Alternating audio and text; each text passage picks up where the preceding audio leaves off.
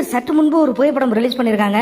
எக்ஸலண்டா இல்லை பார்க்கறதுக்கு. அதாவது இது ஜெயிலர் 2 படத்தினுடைய படப்பிடிப்பு அப்படிங்கிறது நமக்கு நல்லாவே தெரியுது. சூப்பர் ஸ்டார் ரஜினிகாந்த் அவர்களுடைய காஸ்டியூம் பார்க்கும்போது நெல்சன் அந்த படத்தினுடைய இயக்குனர் அங்கே கூட இருக்காரு. இப்போ லோகேஷ் கனகராஜ் அதாவது கூலி படத்தினுடைய அந்த படப்பிடிப்பை முடிச்சிட்டாங்க. அதுக்கு அடுத்த ஒர்க் எல்லாம் போயிட்டு இருக்கு. அது சம்பந்தமா டிஸ்கஸ் பண்ண வந்திருப்பாருன்னு நினைக்கிறேன். அந்த இடத்துல கார்த்திக் சுப்பராஜும் இருக்கிறாருங்க.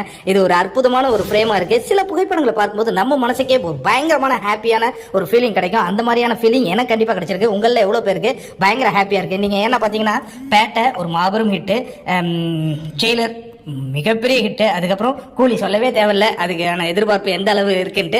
அதற்கு பிறகு ஜெயிலர் 2 எனக்கு தெரிஞ்சு அதுக்கடுத்து தலைவர் 173 கார்த்திக் சுப்பராஜுக்கே போனா எவ்வளவு சூப்பரா இருக்கும் அப்படிங்கறதான். ஏன்னா அவர் தலைவரை செதுக்குற அந்த பாணியே ரொம்ப அற்புதமா இருக்கும்.